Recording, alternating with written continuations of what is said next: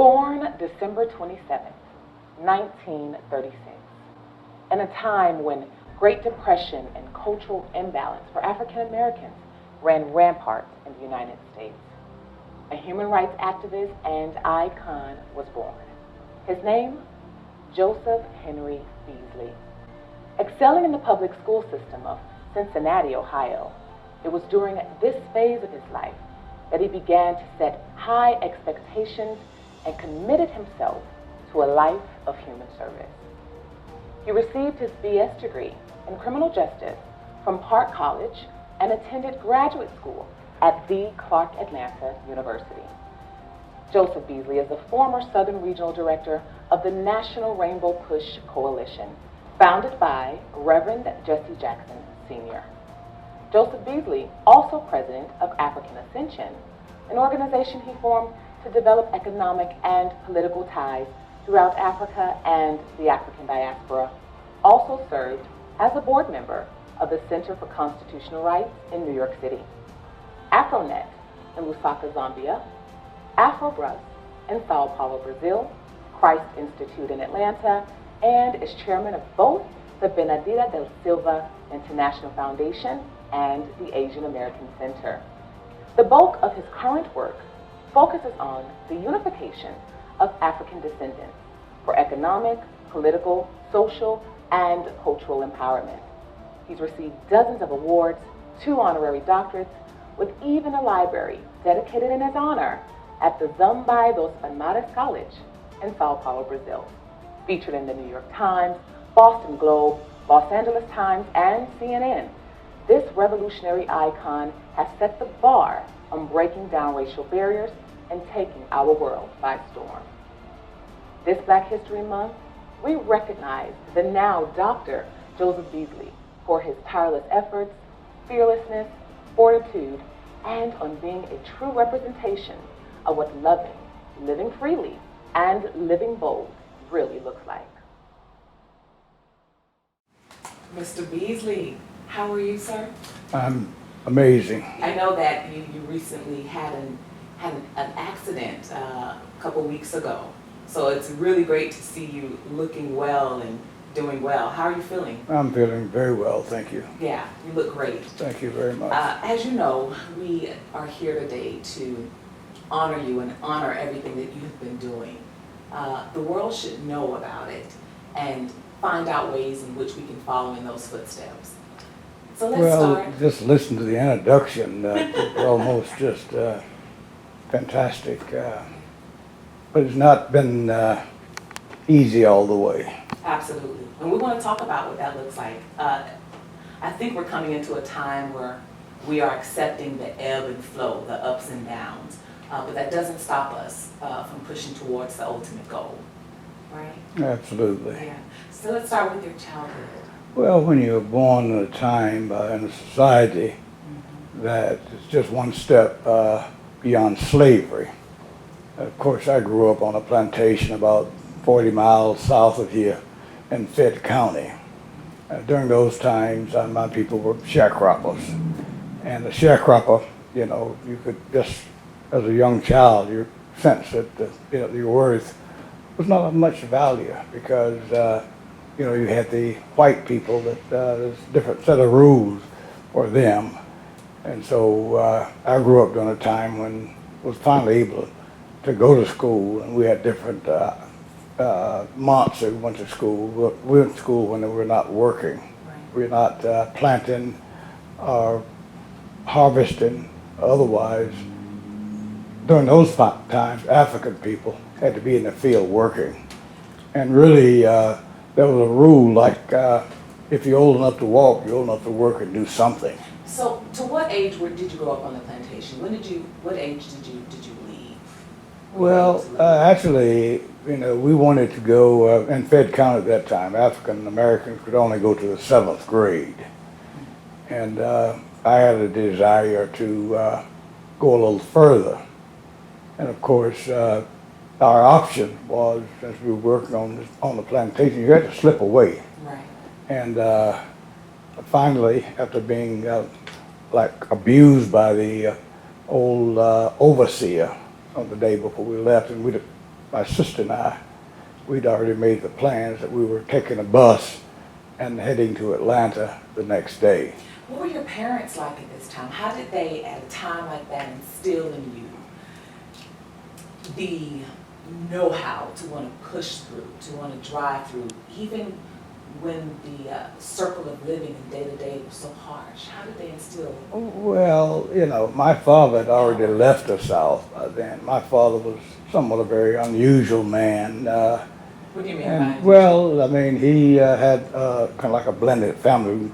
My dad didn't really play by the rules in Fayette County, and the white people knew that Roy Beasley was a little different. And one of the things that he did on the side was to make moonshine. And so you're in the liquor business, and of course you had to pay off certain officials, etc. Right. But nonetheless, there was a number of times when he had not made sufficient coverage, and he actually went to prison. Oh, wow. And I guess the second time that he escaped from prison, he escaped from prison. So rather than going home and picking up his wife and 5 children, I was the youngest. He actually went and picked up his girlfriend and went to California. And so we 5 kids was left there with my mother, which made it even more hard, really, harder. Absolutely. A single mother. It's single mother. And 5 children? And 5 children. 5 children. Siblings, 2 boys? Or? Well, yes, I'm the youngest. I had 3 older sisters and an older brother. And so at that time, when did you realize then, at that age, in that time, that something is off balance about this living? This cannot be the norm and for the rest of my life. Did it start then, or was there an epiphany? Well, you know, I've always been sensitive to events, and you know, I can go back and remember things like the day that the bombs were dropped on Pearl Harbor, and I remember the day that Franklin Roosevelt died.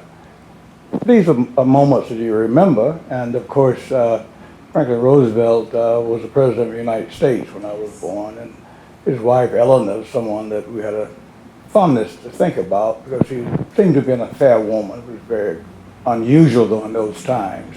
She worked with the Tuskegee Airmen and so forth.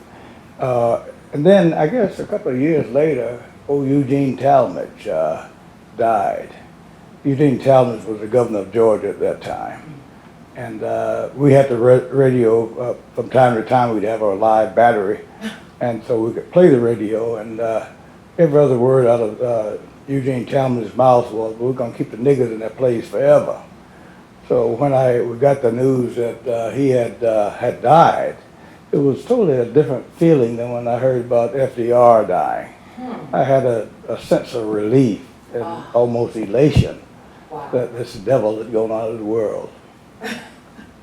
Now, what prompted the desire to join the Air Force? Well, did you trust that you could possibly fight injustice on that level?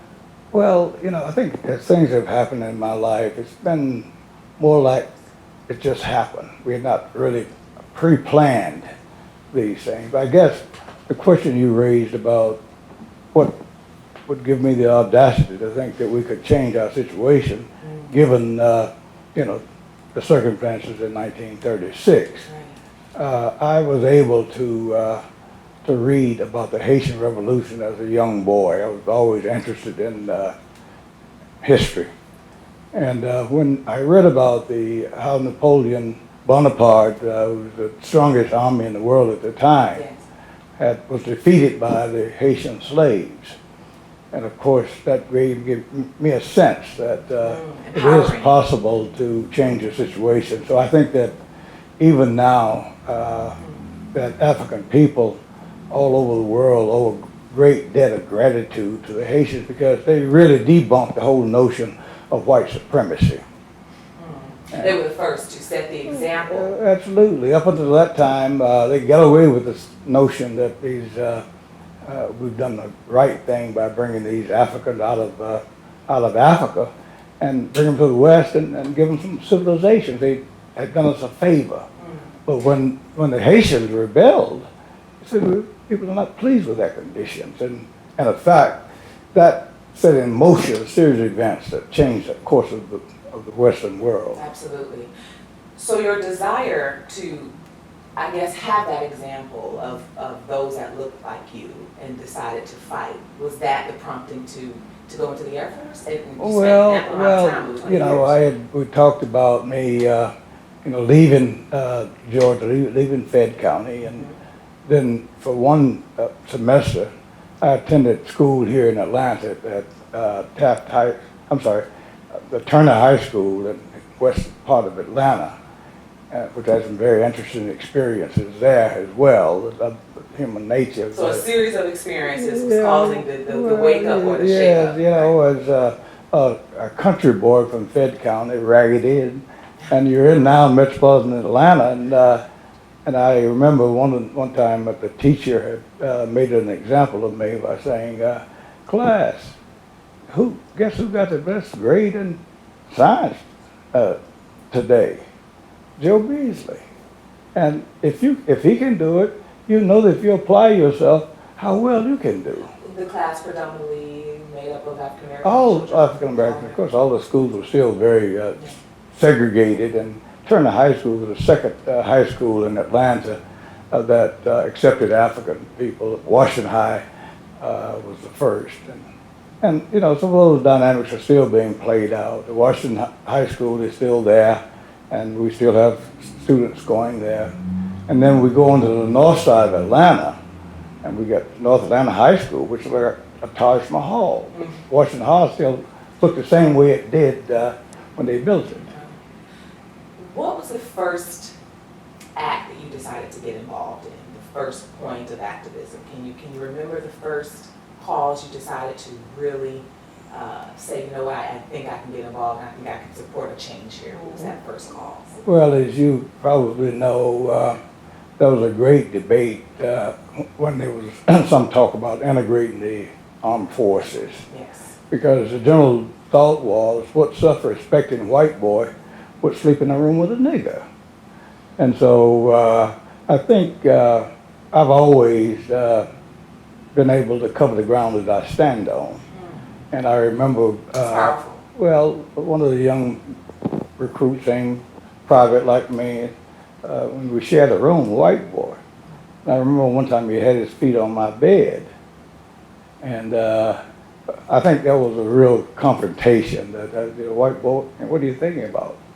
Disrespecting me in that manner. But you were able to stand your ground without fear. Absolutely. Wow. And so when we left Georgia to go to Cincinnati, and to really the tenements of the North, and all of this is still playing out today. When we and many African people have never had a real home in the United States up until this day. And when we deal with problems like homelessness, some of this is a residue that came out of the first globalization. We talk a lot now that we're globalized everything, but this really is a second globalization. You say a lot of this is playing out now.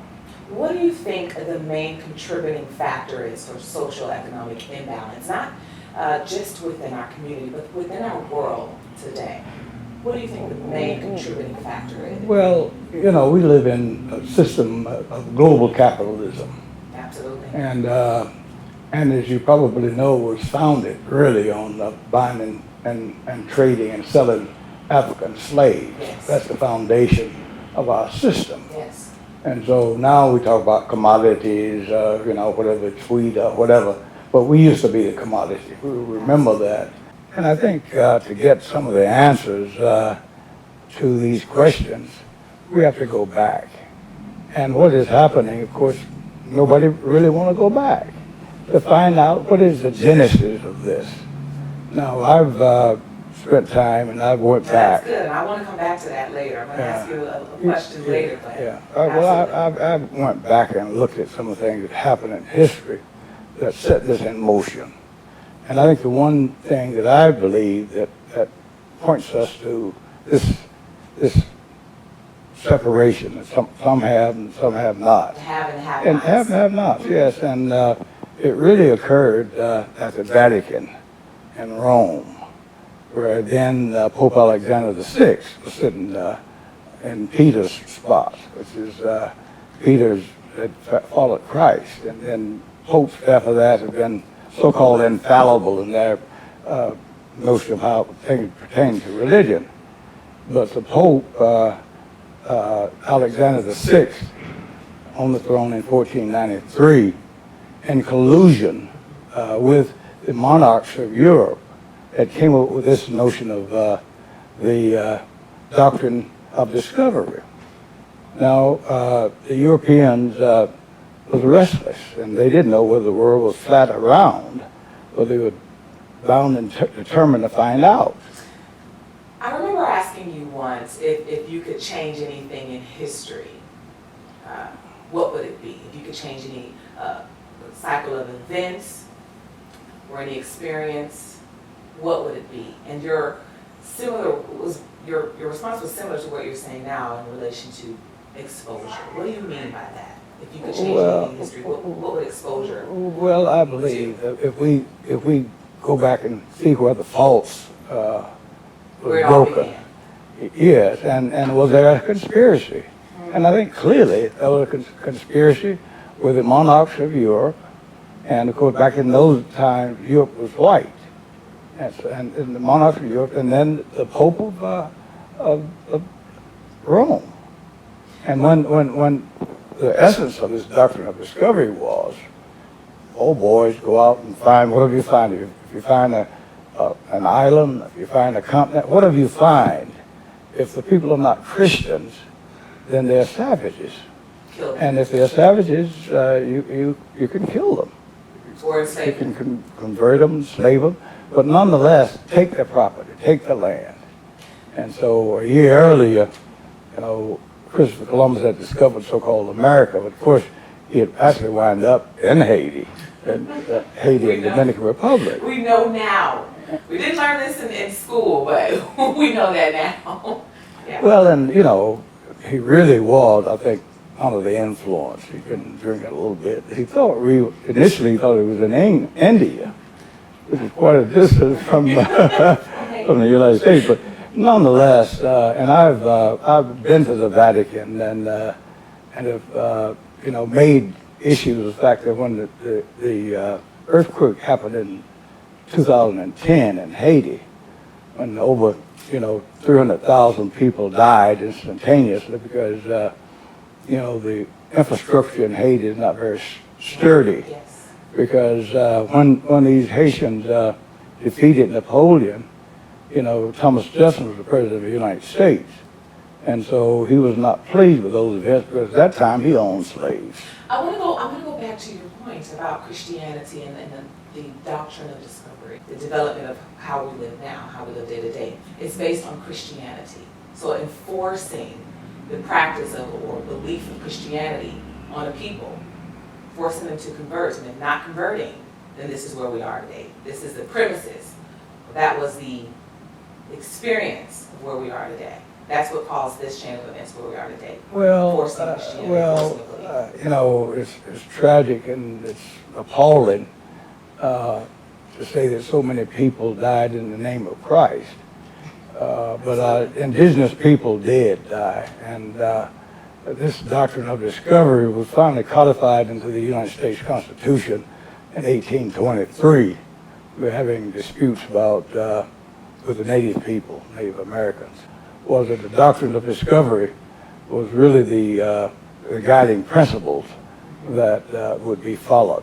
And so the Native people had their land taken, and many of them died, and then many are still on the reservations. And of course, this doctrine of discovery is still being played out, even as we speak. In North Dakota, we talk about the pipeline.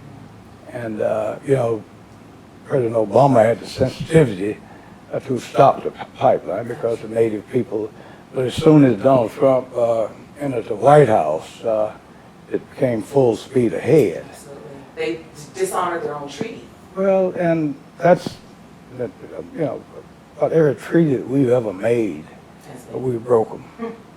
And so when we wind up today with Donald Trump in the White House, and we talk about in the capitalistic system, you know, he's gotten all that money. I think it was left $200 million by his dad when he died.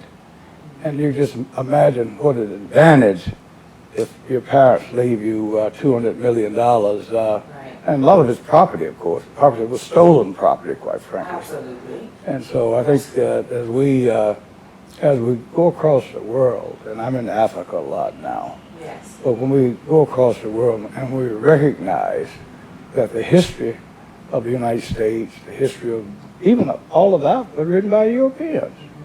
And so until such time as we go back and really tell the story as it actually is, that I don't think we're going to bring any real sanity to our system. Now, I want to say something that I've heard it popular across the board, mainly from African Americans. And the first time I heard it, it absolutely shocked me. And I want to know what your take is. Some African Americans believe that if it were not for slavery, that we wouldn't have the opportunities that we do today. What's your take on that? Well, it really is just idiotic, quite frankly. I agree. I mean, human beings were born to be free. Absolutely. And, you know, that's why sometimes I hear people talking about, you know, these immigrants or these, or even worse, you know, these aliens. You know, this is God's world. And he made it, and I consider myself not a citizen of the United States. I'm a citizen of the world. Man.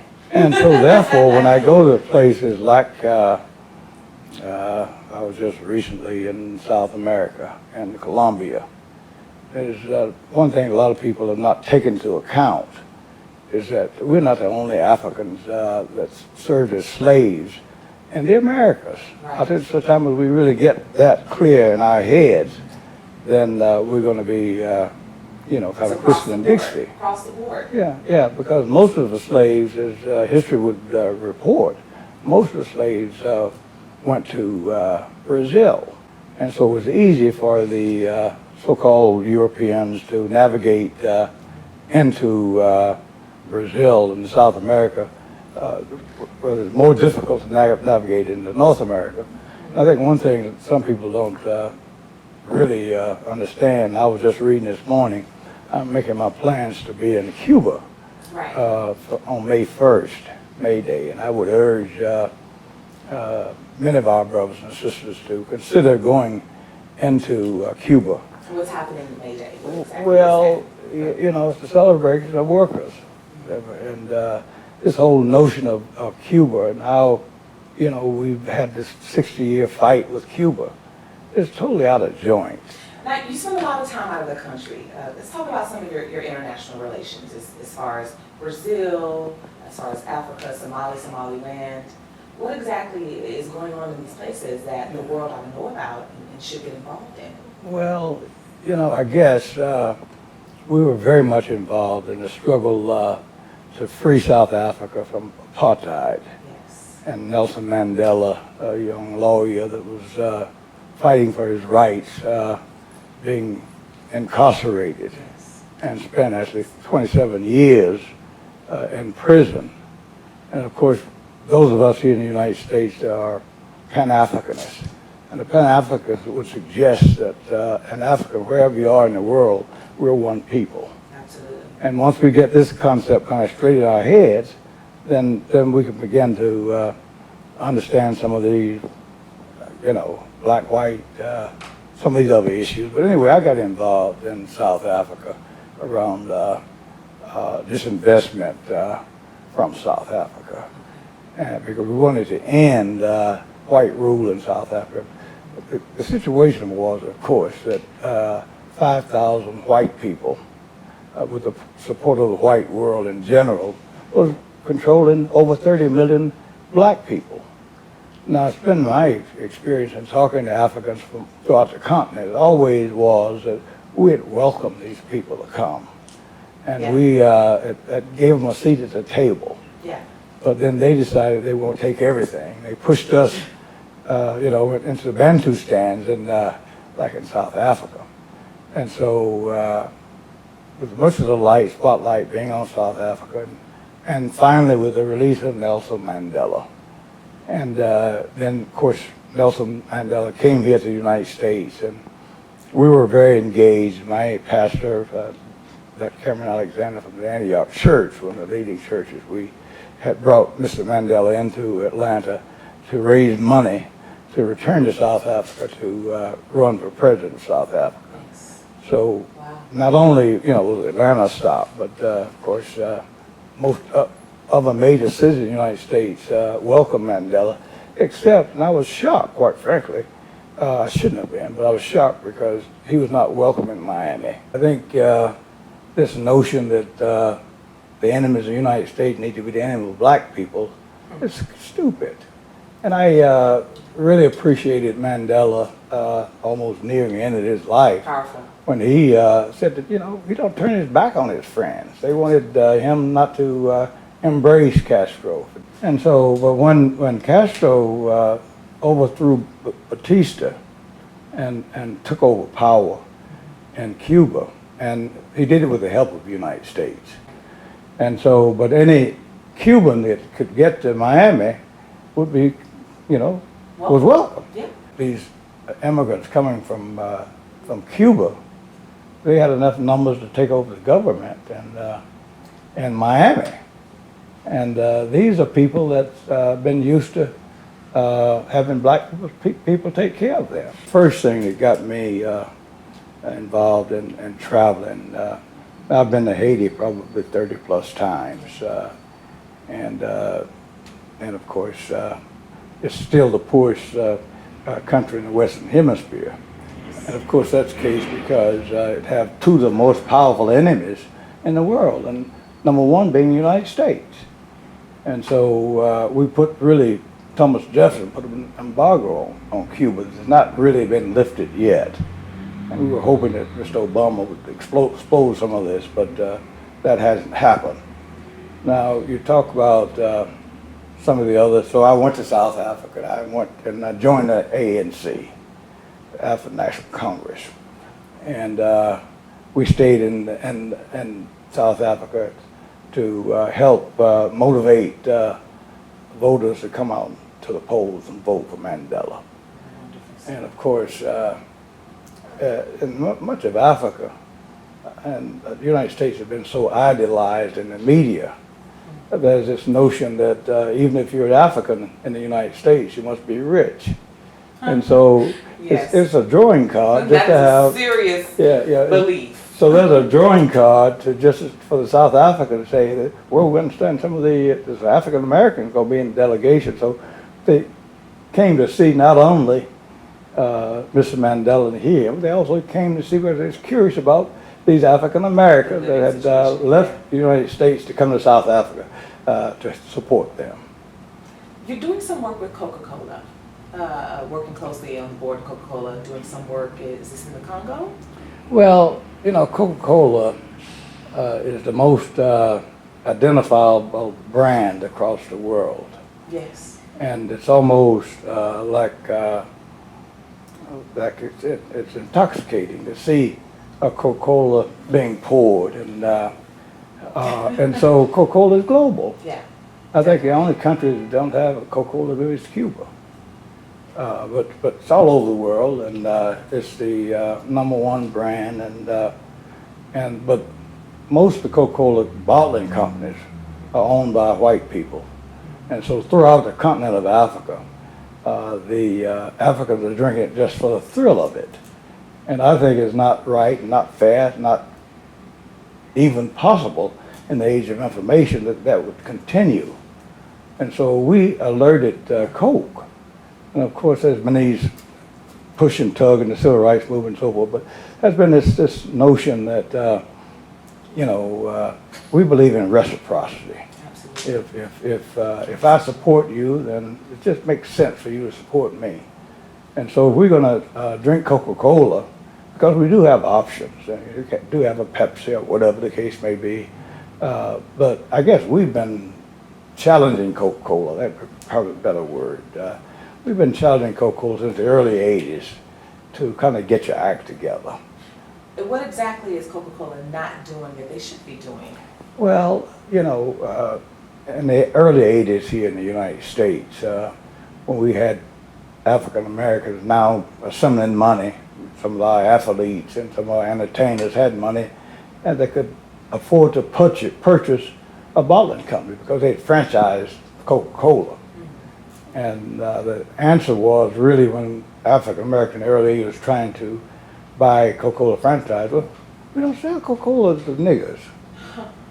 What do you mean? And at the headquarters, of course, we've had a number of battles. I guess the last battle we had with Coca-Cola was probably 1992. Now, this was actually said? This was actually... Well, that was the essence of it. Okay. And I think that in the notion of being realistic, you know, we know what it means when you say, no, we got the money, why can't we get it? Coca-Cola decided that we're going to be inclusive. We don't have any other choice but include black people as so equal not that we opportunity. Wanted to, but we don't have a choice. Well, we have a choice. And so they formed an organization they call Coca-Cola Enterprises.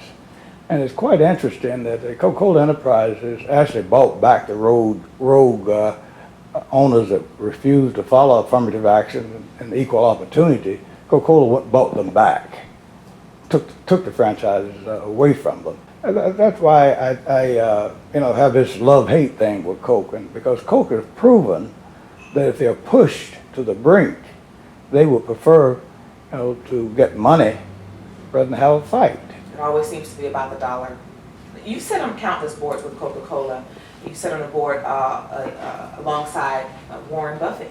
Well, no, I'm not on the board. I go in and raise hell in the board meetings. There's no way that Coca-Cola so, okay, so you're not sitting on the board, you go in and... yeah. So, and normally, because he's a lot more, trained than I, Jesse Jackson, as you know, I worked with Jesse for 40 years, and usually it's Jesse that is rocking the boat, but we're right there with him, and, push come to a shove, if you have to really be a bull in a china closet, I don't mind doing it if necessary.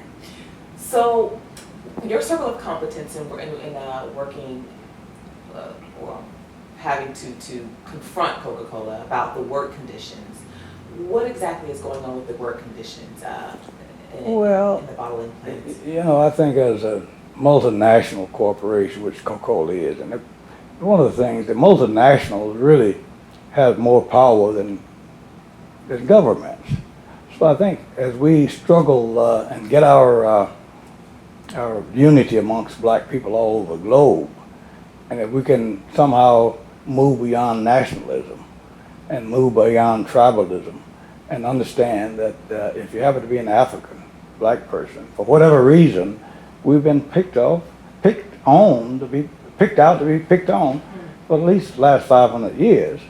And so if you're here in Atlanta and you're from South Africa, some Congo, and I have, Africans at my home all the time. But if you got that beautiful black skin, you get caught up in one of these racial profiling roadblocks. They don't know whether you care whether you're from Zimbabwe or whether you're from Cameroon or whether you're from Vine City. You're just here in Africa. And I think if we understand, if you're in the Western world, anywhere in Europe, anywhere in the United States, except North South America, color means a lot. Yeah, absolutely.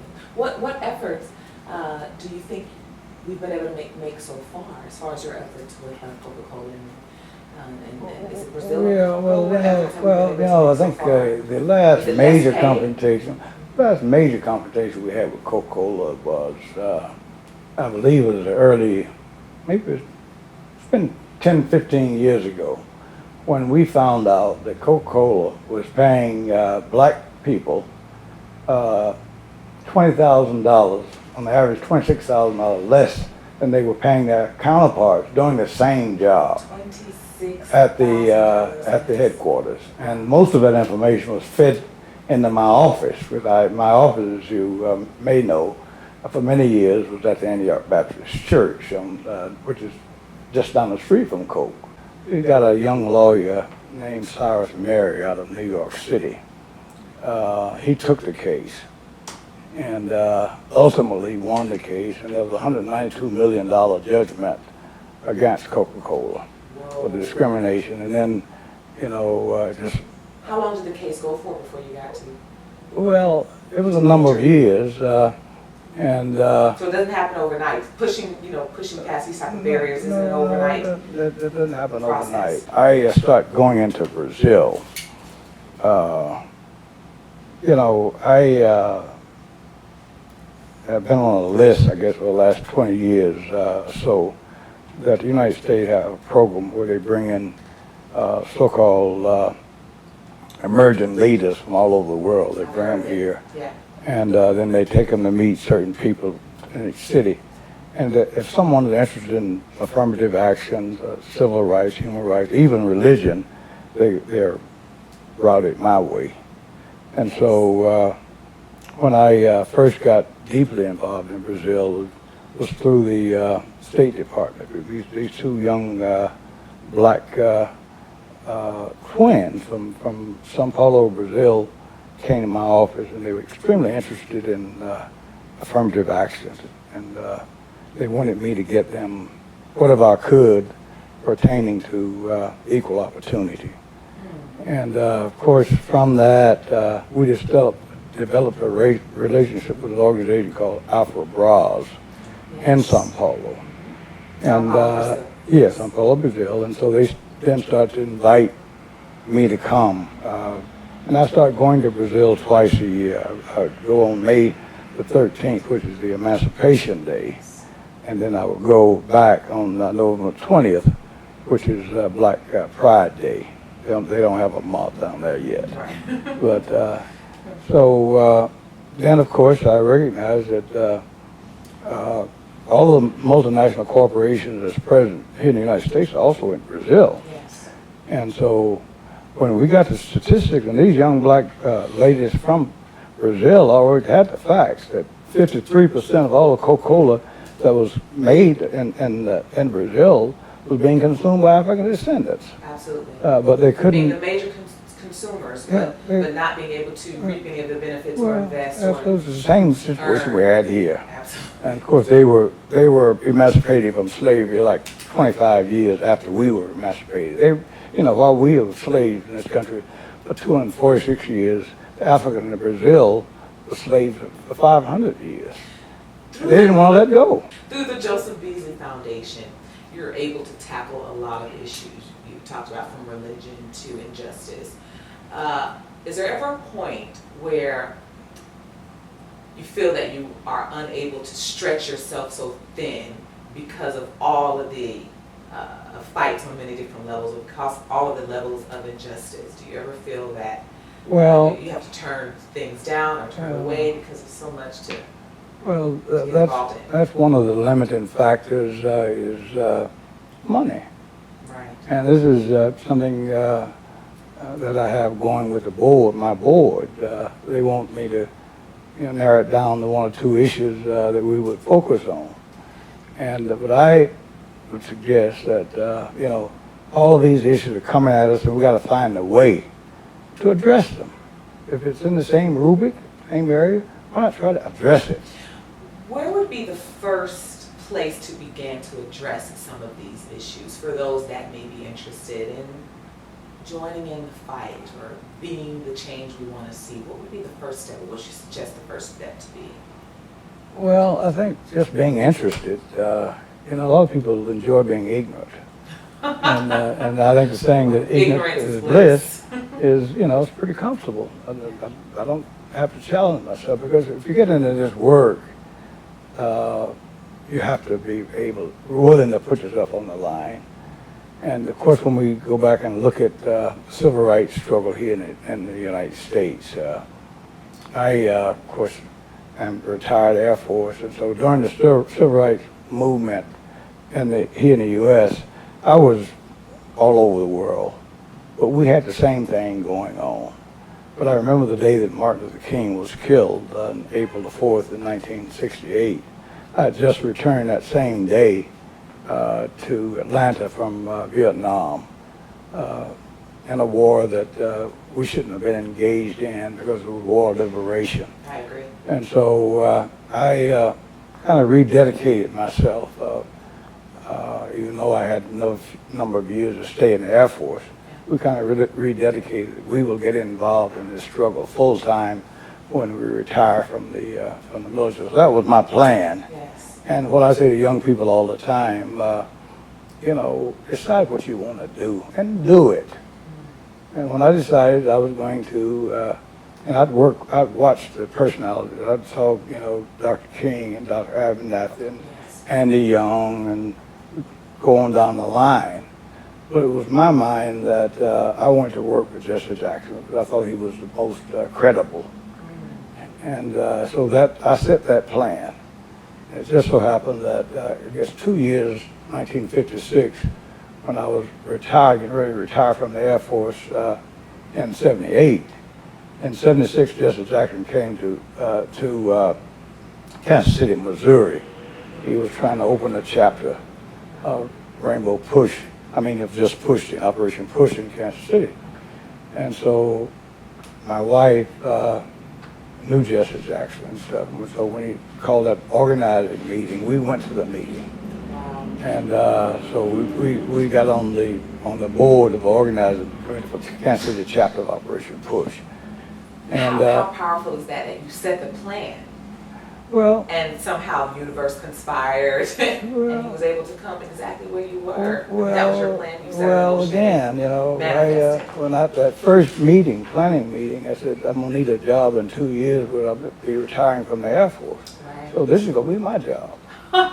And so we worked to build the chapter to the extent by 1978, they could grown to the point that they needed an executive director. And of course, that was me. Wow. Now, earlier you mentioned being able to have a plan, sticking to it, going for it, getting involved, being interested. Was there ever a time that, because you're a man that holds nothing back, you go full throttle, was there ever a time that this seemed to interfere with your personal life? Fighting so many different, on so many different levels, did it ever interfere with your personal life or get in the way of your fatherhood? Or? Well, you know, when I get into something, I'm all in. Yes, you are. And of course, I have children, I have a wife, and my wife always an activist as well. But then I could go full throttle.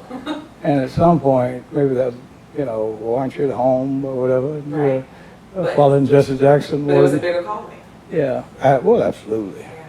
So I think if we don't need lukewarm people, even we go back to the Bible, and if you go to, I think it's the Revelations, and it talks about God, you know, and lukewarm people. I spew you out of my mouth. You need to be hot or cold. Choose. And I'm planning on, even 81, I want the thermostat up. Love it. I love it. I love it. Now, 3 children. We know your wife has transcended on to her next journey. 2 boys, 1 girl? Yes, yes. Did they, at some point, or even now, decide to follow in your footsteps of advocacy? Well, I have, you know, my daughter is the oldest, Sanjanetta, so we named her after her mother, Susanna. And then the twin boys was born in 1966, and they're identical twins, yes. but they're very different. They look alike in appearance, but the temperament is different. And both of them are extremely successful. I'm very proud of both of them. Doctors? Well, one is a medical doctor, and he's have a practice in Tulsa, Oklahoma. And then his brother is over workforce development for Southern Florida. And I was proud to see there was not a scandal, but some people were kind of amazed that the director of workforce is making more than the mayor of Miami. So they're doing quite well. They're doing quite well. Yes. And as far as advocacy work, any activism work? The doctor is he's a great doctor. And I don't know whether you know this or not. They rate doctors like they rate hotels. Oh, yeah. Mine is a 5-star doctor. Ah. So he's all in medicine. So, we have, many grandchildren. I think I got about 15 grandchildren. 15 grandchildren. And about 15 greats, I think. And I don't try to keep up with them by name, so when I'm with them, I just tell the parents, tell me who it is. Now, last year was your 80th birthday celebration, as well as receiving an honorary doctorate. A lot of your family members were there. A lot of your grandchildren. Were they in attendance, your great-grandchildren as well? The room was crowded. Yeah, well, I was, happy, of course, that someone thought it well that we would have this celebration. And one of my grandsons did speak on behalf of the family. In fact, my stepmother, that I mentioned that my dad picked up. Yes. You're very close to her. We became very, very close, and she just passed. She made a transition last week, Sorry to hear and she was 100, almost 100. She lived a full life. Oh, absolutely. A good life, yeah. When we think about circle of competence, this is a term that's coined by Warren Buffett, meaning pretty much to stay within what you believe to be true, to be honest, to be authentic of who you are. What would be your phrase? What would be your go-to memento of how you operate, how you think, how you believe, and what sets your integrity and your standards? Well, I believe that, that all human beings are a part of God's creation, which would mean that you're very precious. And so regardless of whatever geographics where you were born, whether it's in Asia, whether you're in Africa, in Europe, those are circumstances that we have no control over. But we do know that we are precious because, if you look at this idea how, if you become fertile in your mother's womb, how many other possibilities was there. But somehow you were selected to become a part of life's journey. And so I think that, that people are precious. And I think if we don't let anybody marginalize us. And so what I would say to young people, if some people go, you missed the civil rights movement. No, you haven't. It's just starting.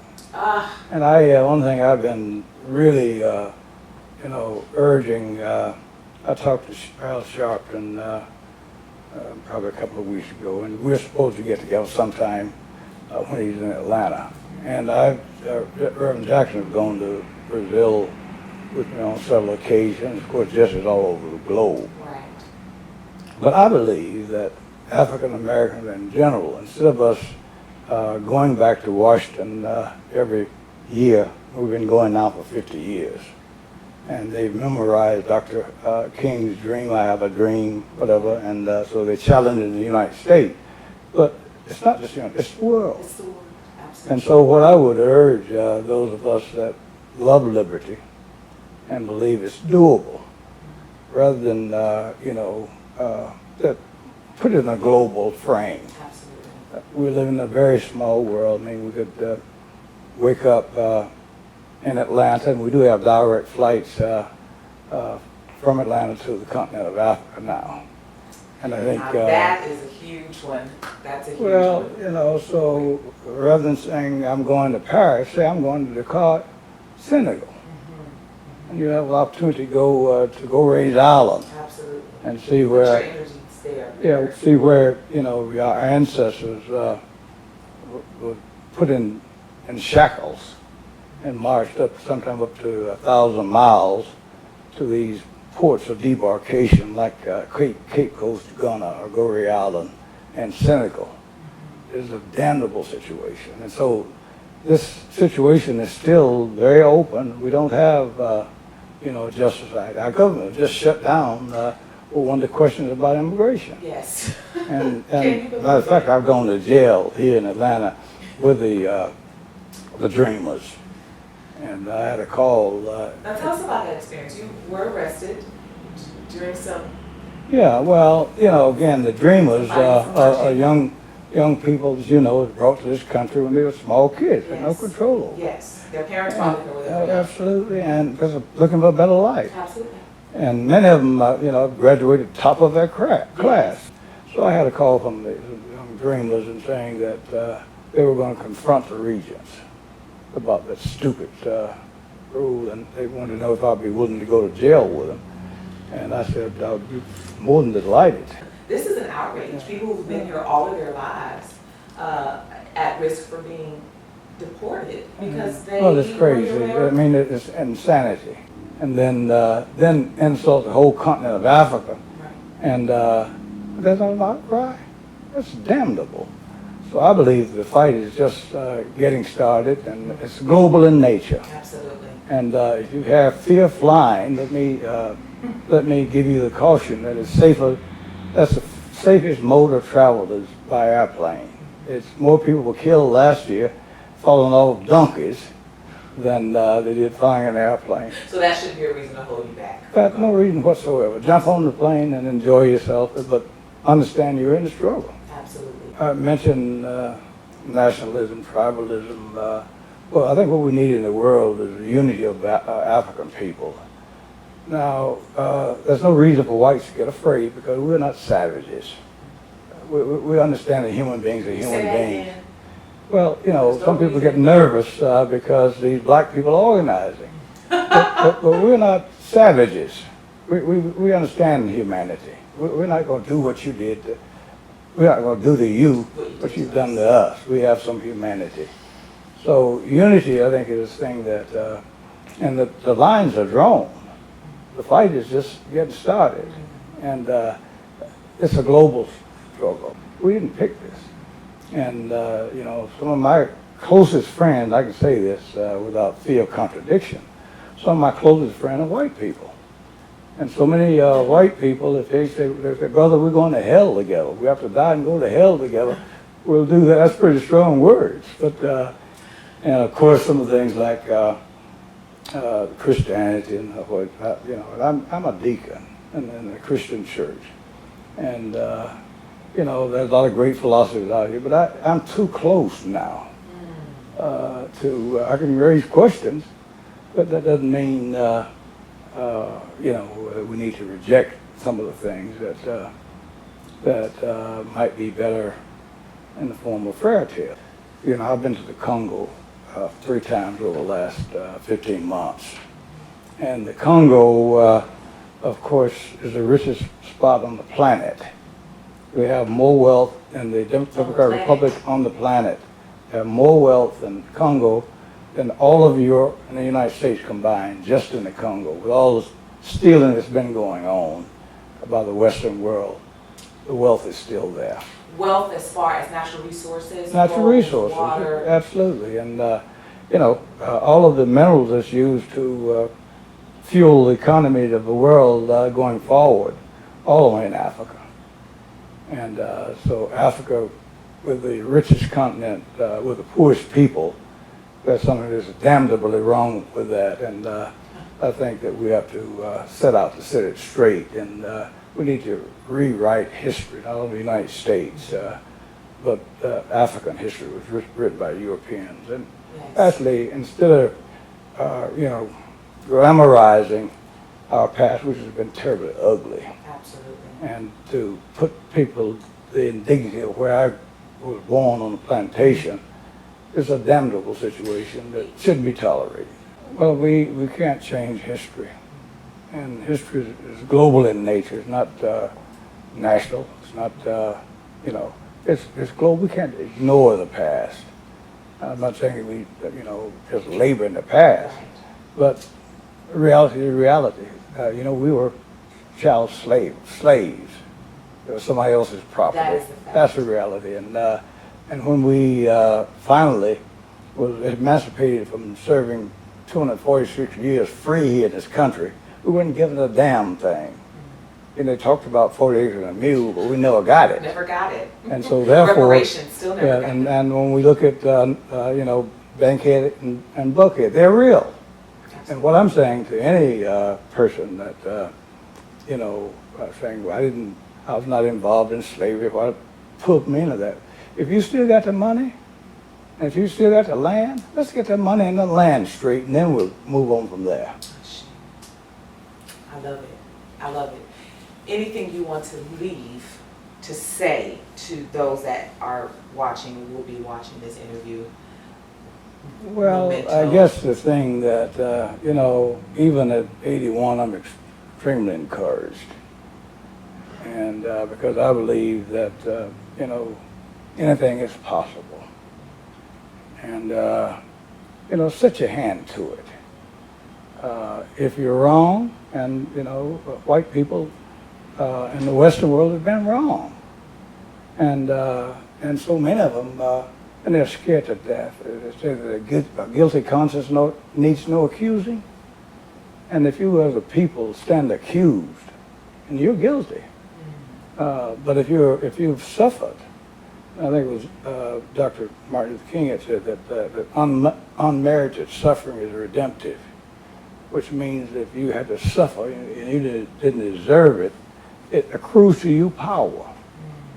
And so I think that so many African Americans don't have any money in the bank, but they got a lot of moral authority and power because of our suffering. And so we're just saying, To you know, use that as your power and as your liberty. that's real power. Absolutely. Right. Absolutely. Joe, it's been such an honor sitting here with you and having this conversation with you, this heart to heart. For more information, you can visit www.joebeasleyfoundation.org. For more information on you as well, joebeasleyfoundation.org. Absolutely, and I think a lot of it's there. You know, we're limited because we don't have a whole lot of money, but that we don't let that, you know, stop us, because we're going to change Brazil. We got 120 million black people in Brazil, most of them living like dogs. And even personal sacrifice of myself, we've moved our attorney, Dick Freeman is his name, from Atlanta to Salvador. And we're going to get in there and for a long haul in Brazil and in Colombia and other parts of the Americas. And of course, you know, there's a great cry now amongst people throughout the Caribbean, and most of them are black. Most of these islands are black, for reparations. And it's a simple process, and it's accepted. If you've damaged something, fix it. Absolutely. Repair it. And so the notion that reparation will never get, you'll never get them if you don't ask for them, but don't demand them. And we're still demanding them. And so Powerful. thank you very much. Powerful. And we can find out more information about getting involved, joining in on some of the initiatives on the joebeasleyfoundation.org. Absolutely. Absolutely. Thank you so much. Well, thank you. Appreciate it. Absolutely.